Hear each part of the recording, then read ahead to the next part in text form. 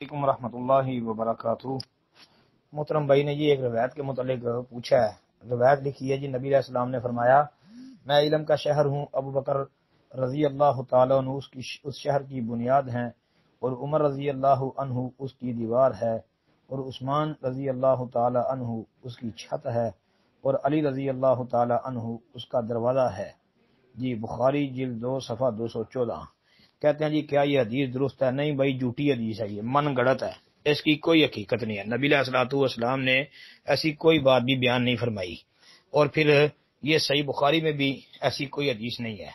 یہ کسی دجال کذاب آدمی نے یہ پوسٹ اس طرح کی تیار کر کے آگے بخاری کا حوالہ لکھا ہے، جس سے یہ ثابت ہوتا ہے کہ یہ اس طرح کی حدیث کو پوسٹ کی شکل دینے والا یقیناً کوئی کذاب اور دجال قسم کا آدمی ہے، جس نے بخاری کا حوالہ دیا تاکہ لوگ جو ہیں وہ اس کو صحیح بخاری کی جو ہے صحیح حدیث تصور کریں اور اس کو عام کر دیں۔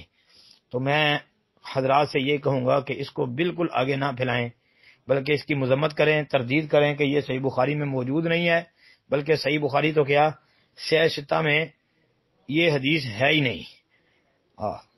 سنن ترمذی میں ایک روایت آتی ہے جس میں یہ لفظ ہیں، انا دار الحکمہ، کہ میں حکمت کا گھر ہوں اور علی اس کا دروازہ ہے۔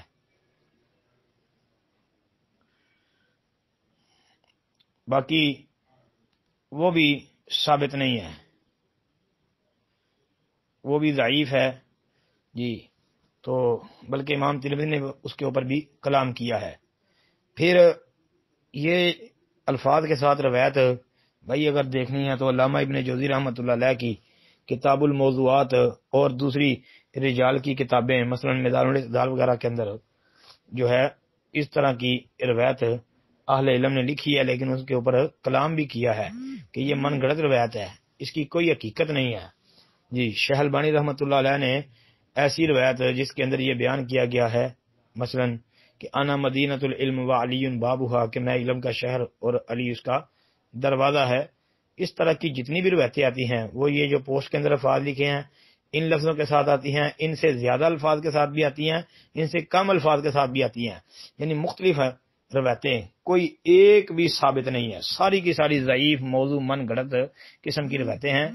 تو اس طرح کی روایت کو آگے نہیں پھیلانا چاہیے جی۔ السلام علیکم ورحمۃ اللہ وبرکاتہ۔